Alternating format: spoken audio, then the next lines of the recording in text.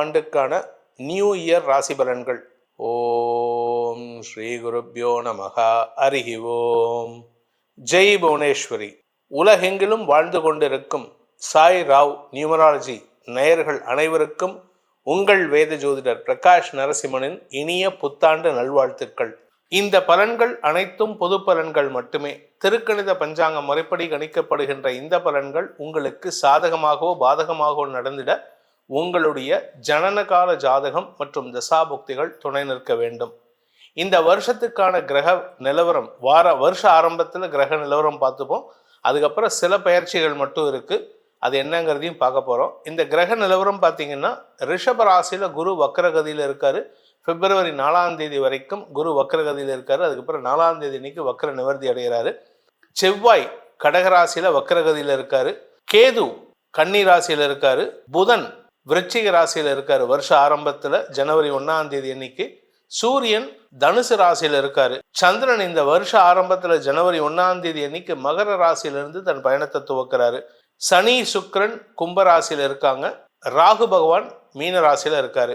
இதுதான் இந்த வருஷத்தினுடைய ஆரம்பகால கிரக நிலவரம். இந்த வருஷத்துல ஏற்படக்கூடிய கிரக பயிற்சிகள், மேஜர் கிரக பயிற்சிகள், மேஜர் பிளானட்டரி சேஞ்சஸ் அப்படின்னு சொன்னேன்னா, மார்ச் 29ஆம் தேதி அன்னைக்கு சனி பகவான் கும்பராசியிலிருந்து மீன ராசிக்கும், அடுத்ததாக மே 14ஆம் தேதி ராத்திரி 8 மணிக்கு குரு பகவான் ரிஷப ராசியிலிருந்து மிதுன ராசிக்கும் பயிற்சி ஆகிறார்கள்.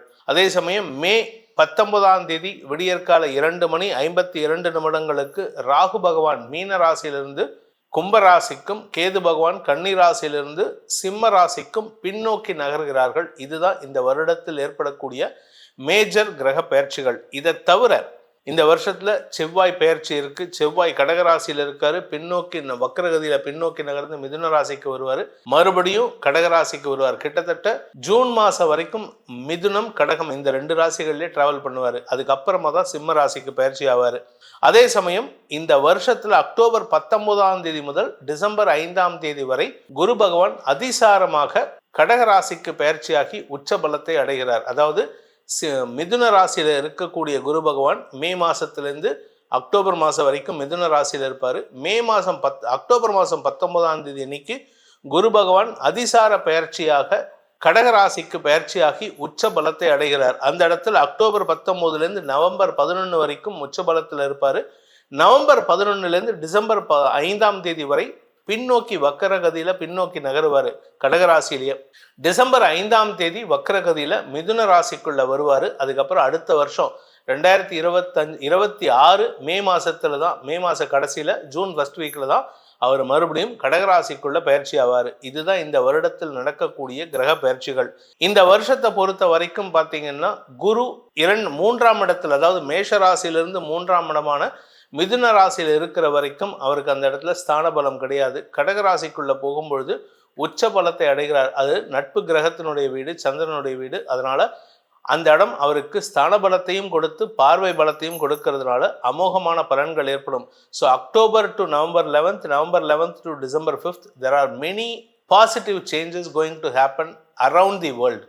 உலகம் முழுவதும் நடக்கிறதுக்கு வாய்ப்பு இருக்கு. அதே சமயம் பார்த்தீங்கன்னா சனி மீன ராசிக்குள்ள பயிற்சி ஆகியிருக்காரு. இதனால பாதிக்கப்படக்கூடிய ராசிகள் யாருன்னு பார்த்தீங்கன்னா கும்பம், மீனம், மேஷ ராசி நண்பர்களுக்கு பாதிப்புகள் அதிகரிக்கும். அதே சமயம் சிம்ம ராசி நண்பர்களுக்கு அஷ்டம சனி ஆரம்பம். அது அடுத்ததாக பார்த்தீங்கன்னா தனுசு ராசி நண்பர்களுக்கு அர்த்தாஷ்டம சனி ஆரம்பம். ஸோ இந்த மார்ச் மாதத்துலேருந்து இந்த ராசிக்காரங்கள்லாம் கொஞ்சம் கவனமாக இருந்துக்கிறது நல்லது. அதுவும் குறிப்பாக தனுசை பொறுத்த வரைக்கும் பெருசாக பிரச்சனை இருக்காது. ஆனால் அலைச்சல், உடல் சோர்வு அதிகரிக்கிறதுக்கு வாய்ப்பு இருக்குது. உடம்புல அசதி ஜாஸ்தி ஆகும். தூக்கத்தை கெடுத்துக்கிட்டு வேலை பண்ணுற மாதிரி இருக்கும். அதனால் கொஞ்சம் கவனமாக இருந்துக்கிறது நல்லது. ஆரோக்கியத்தை பேணுவது மட்டுமே முக்கியமான விஷயமாக இருக்கும். வீடு மனை சார்ந்த முதலீடுகள் லாபத்தை கொடுக்காது, ஆனால் நஷ்டத்தையும் ஏற்படுத்தாது. இந்த வருஷத்தை பொறுத்த வரைக்கும் 2025ஆம் ஆண்டுங்கிறது கிரக நிலவரம் சாதகமான பலன்களை தரக்கூடிய வகையில் இருக்கிறதுனால பல ராசி நண்பர்களுக்கு நன்மைகளையும், சில ராசி நண்பர்களுக்கு, வெகு சில ராசி நண்பர்களுக்கு தேவையில்லாத சிக்கல்களையும், வேறு சில 1-2 ராசிக்கு நண்பர்கள் மற்றும் சக பணியாளர்கள் உங்களுடைய உறவினர்களால் அபவாத பெயரையும் சம்பாதிக்கிறதுக்கு வாய்ப்பு இருக்கிறதுனால கொஞ்சம் கவனமா இருந்துக்கிறது நல்லது. வாருங்கள், உங்கள் ராசிக்கு உண்டான பலாபலன்களை ஆராய்வோம். அதன் மூலமாக உங்களுடைய தனிப்பட்ட பலன்களை தெரிந்து கொள்வோம்.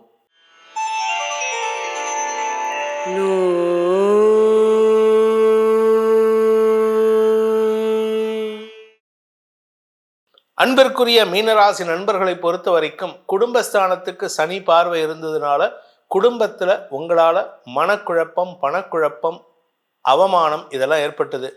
இப்போ உங்களுக்கு செலவுகள் ஜாஸ்தி ஆகிட்டு இருக்கு. இந்த செலவுகள் எல்லாம் உங்களுக்கு லாபமா மாறுறதுக்கு என்ன பண்ணணும் அப்படின்னா, சில இடத்துல நீங்க விட்டு கொடுத்து போகணும், சில இடத்துல நீங்க அடங்கி போகணும். வேற வழி இல்லை, இதெல்லாம் பண்ணித்தான் ஆகணும். ஏன்னா உங்களுடைய கௌரவம் பாதிக்கப்படுறதுக்கு உண்டான சூழ்நிலை இருக்கு. ஆனா இந்த வருஷ கடைசியில இழந்த கௌரவத்தையும் மரியாதையும் மீண்டும் பெற்றெடுக்கக்கூடிய வாய்ப்புகள் ஏற்படும். எப்போ அப்படின்னா அக்டோபர் மாதத்துக்கு அப்புறம் தான். ஸோ அக்டோபர், நவம்பர், டிசம்பர்லேருந்து உங்களுக்கு மரியாதை கிடைக்கக்கூடிய வாய்ப்புகள் ஏற்படும். அதுவரை பொறுமையாக இருக்கிறது நல்லது. பணப்புழக்கம் குறைவாக இருக்குது. ஏன்னா 2ஆம் வீட்டு அதிபதி நீச்சஸ்தானத்தில் இருக்காரு. அதாவது 2ஆம் வீட்டு அதிபதியான செவ்வாய் வருஷ ஆரம்பத்தில் நீச்சஸ்தானம், அதன் பிறகு 4ஆம் இடம், திருப்பி நீச்சஸ்தானமான 5ஆம் இடத்துக்கு வர்றதுனால வியாபாரிகளுக்கு வருமானத்தில் தொய்வு ஏற்படும். உங்களுடைய வருமானத்தை காட்டிலும் செலவுகள் அதிகரிக்கக்கூடிய வாய்ப்புகள் இருக்குது. அதனால் உங்களுக்கு ஏதாவது ஒன்றா நஷ்டமாகணும், இல்லாட்டி செலவாகணும், இல்லாட்டி யாருக்காவது தான தர்மம் பண்ணணும். இது 3 தான் உங்களுக்கு பரிகாரமே. இந்த வருஷத்தை பொறுத்த வரைக்கும் உங்களுக்கு குரு சாதகமாக இருக்காரு. 3, 4, 5 ஆகிய இடங்களில் குரு சஞ்சாரம் பண்ணும் பொழுது 3ஆம் இடத்தில் இருக்கிற வரைக்கும் மே மாதம் வரைக்கும் சனி பார்வையில் இருப்பார். முதல் 2 மாதங்களை விட்டு மார்ச், ஏப்ரல், மே குரு சனி பார்வையில் இருப்பார். உங்கள் ராசியில் இருக்கிற ராகு விரயஸ்தானத்துக்கு போகும்பொழுது செலவுகள், உங்கள் சார்ந்த செலவுகள் ஏற்படுறதுக்கு வாய்ப்பு இருக்குது. சிலருக்கு ஆன்மீக நாட்டம் அதிகரித்து கோயில் குளங்களுக்கு செல்வதற்கு சூழ்நிலைகள் இருக்கும். சிலருக்கு ஆரோக்கியம் சார்ந்த சங்கடங்கள் ஏற்படும். ஒன்றா தலைப்பகுதியில் இல்லாட்டி கால் பகுதி, இடுப்பு பகுதியில் பிரச்சனைகள் வரத்துக்கு வாய்ப்பு இருக்குது. என்னடா அது இவர் இவ்வளோ நெகட்டிவாக சொல்கிறாருன்ட்டு. ஆனால் குரு பார்வை மே மாதத்துலேருந்து உங்களுக்கு இருக்காது. அக்டோபர் மாதத்தில் உங்களுக்கு குரு பார்வை கிடைக்கும் பொழுது உங்களுக்கு ஆப்ரேஷன் சார்ந்த இல்லை மருத்துவ சார்ந்த சங்கடங்களிலிருந்து விடுபடக்கூடிய சூழ்நிலை ஏற்படும். அதே சமயம் வியாபாரிகளுக்கு ஒரு நல்ல மாற்றம் ஏற்படுறதுக்கு அக்டோபர், நவம்பர், டிசம்பரில் நல்ல மாற்றங்கள் ஏற்படுறதுக்கு வாய்ப்பு இருக்குது. உத்தியோக ரீதியாக முயற்சித்து கொண்டிருப்பவர்களுக்கு வேலை மாற்றம் ஏற்படும், அல்லது வேலை மாற்றத்தின் காரணமாக வெளிநாடுகளுக்கு பயணிக்கக்கூடிய யோகம் ஏற்படும். குடும்பத்தை விட்டு பிரிஞ்சு போகிற மாதிரி இருந்ததுன்னா நல்லதுங்க. நான் குடும்பத்தை கூட்டிகிட்டு போவேன், என் குடும்பத்தை நான் எப்போவுமே என் பக்கத்துலேயே வச்சுப்பேன், என் மனைவியை பிரிஞ்சிருக்க மாட்டேன், என் கணவரை நான் பிரிஞ்சிருக்க மாட்டேன்னா அது உங்களுக்கு இழப்புகளைத்தான் ஏற்படுத்துமே தவிர சேமிப்பை தராது, சந்தோஷத்தை தராது. இந்த ராசியில் பிறந்த இளம் ஆண் பெண்கள் திருமண வயதில் இருப்பவர்களுக்கு திருமண பேச்சுவார்த்தைகளில் தடை ஏற்பட்டுகிட்டே இருக்கும். நீங்கள் என்ன பேசினாலும் சரி, உங்கள் தரப்பில் நான் நீங்கள் ஆணாக இருந்து எனக்கு வரதட்சணையே வேணான்னு சொன்னாலும், ஏன் நீங்கள் என்னை கல்யாணம் பண்ணிவிட்டு நான் உங்களுக்கு வரதட்சணை தரேன்னு சொன்னால் கூட பெண் வீட்டிலேருந்து உங்களுக்கு ஜாதகம் வராது, உங்களை ஏற்றுக்க மாட்டாங்க. ஏதோ ஒரு காரணத்தை சொல்லி, நொண்டிச்சாக்கு சொல்லி உங்களை கழிச்சு விடுவாங்க. அதே சமயம் நீங்கள் பெண்ணாக இருந்தால் உங்களுக்கு அதிகார தோரணையில் எனக்கு இந்த கண்டிஷன்லாம் வேணும் அப்படின்னு சொல்லிட்டு நீங்களே வர வேண்டிய நல்ல விஷயங்களை தடுப்பதற்குண்டான சூழ்நிலை ஏற்படும். அதே சமயம் நீங்கள் உத்தியோகத்தில் இருக்கீங்கன்னா உங்களுடைய சக பணியாளர்கள் விஷயத்தில் அவங்கக்கிட்ட ஏதாவது கடன் வாங்கியிருந்தீங்கன்னா அதனால் உங்களுக்கு வேலை தற்காலிக இழப்பு ஏற்படுறதுக்கு வாய்ப்பு இருக்குது. ஸோ வேலையை விட்டுட்டு போகிறதுக்கு, உங்கள் பதவியை இழப்பதற்கு வாய்ப்பு இருக்குது. தசமஸ்தானத்தை சனி பார்க்கறதுனால அலைச்சல் அதிகரிக்கும், வெளியூருக்கு டிராவல் இருக்கும், இதெல்லாம் நடக்கிறதுக்கு உண்டான வாய்ப்புகள் இருக்குது. இந்த வருடத்தை பொறுத்த வரைக்கும் மீன ராசியில் பிறந்தவர்களுக்கு செலவுகள் குறைந்தாலும் வருமானத்தில் தொய்வு ஏற்படுறதுக்கு உண்டான வாய்ப்பு இருக்குது. உங்களுக்கு எதிரிகளால் உங்களுடைய பதவியை இழப்பதற்குண்டான சூழ்நிலை ஏற்படும். ஆனால் இதெல்லாம் இந்த வருஷம் கடைசியில் நடக்காது, ஆரம்பத்தில் நடக்கும், கடைசியில் பிரச்சனை இல்லாமல் இருக்கலாம். இந்த வருஷத்துக்கு உண்டான பரிகாரம், மீனராசி நண்பர்கள் செய்ய வேண்டிய பரிகாரம் அப்படின்னா, குலதெய்வ வழிபாடு ஃபஸ்ட்டு பண்ணணும், 2வது முன்னோர் வழிபாடு பண்ணணும், 3வது உக்ர தெய்வமான வாராகி இல்லாட்டி பிரத்யங்கரா தேவி, இந்த 2 தெய்வங்களை வழிபட வேண்டும். ஏன்னா உங்களுக்கு எதிரிகள் பலம் பெறுகிறார்கள். அந்த எதிரிகளை வெல்லக்கூடிய ஆற்றலை ஒன்றா வாராகி கொடுப்போ இல்லாட்டி பிரத்யங்கரா தேவி கொடுப்போ. வாராவாரம் செவ்வாய்க்கிழமை அன்று இந்த இரு தெய்வங்களையோ அல்லது துர்க்கையையோ வழிபட்டு வாருங்கள். உங்கள் எதிரிகளால் ஏற்படுகின்ற சங்கடங்களை தவிர்ப்பதற்கும் அதிலிருந்து மீட்டு வெளிவருவதற்கும் உண்டான யோகத்தை ஒன்னா வாராகியோ இல்லாட்டி பிரத்யங்கராதேவியோ இல்லாட்டி துர்க்கையோ வழிபட்டு நன்மைகளை ஏற்படுத்துவார்கள். 12 ராசிக்கும் துர்கா சப்தஸ்லோகி சொல்லியிருக்கேன். முக்கியமாக இந்த ராசிக்காரங்களுக்கு, அதாவது மீன ராசிக்காரங்களுக்கு துர்கா சப்தஸ்லோகியை ஒரு நாளைக்கு மினிமம் 7 தடவை சொல்லிட்டு வாங்க. உங்கள் அனைத்து விதமான சங்கடங்களும் பெரிதாக பாதிப்புகளை ஏற்படுத்தாமல் நன்மைகளை தரக்கூடிய ஆண்டாக அமைந்திடும்.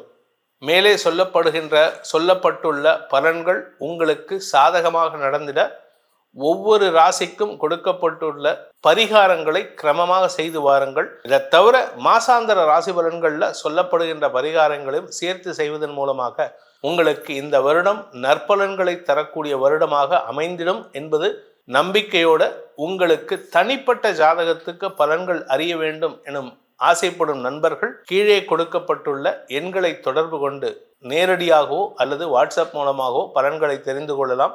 இதற்கு தனிப்பட்ட கன்சல்டிங் சார்ஜ் உண்டு. இதன் மூலமாக உங்கள் அனைவருக்கும் நல்வாழ்த்துக்களை தெரிவித்துக் கொண்டு உங்கள் அனைவருக்கும் அனைத்து விதமான யோகங்களையும் இந்த 2025 ஆண்டு கொடுக்க வேண்டும் எனும் அடியேனின் பிரார்த்தனையை சமர்ப்பித்து உங்கள் அனைவருக்கும் நல்வாழ்த்துக்களை தெரிவித்துக் கொண்டு உங்களிடமிருந்து விடைபெறுவது உங்கள் வேத ஜோதிடர் பிரகாஷ் நரசிம்மனின் அன்பான வணக்கங்களுடன். நன்றி, வணக்கம்.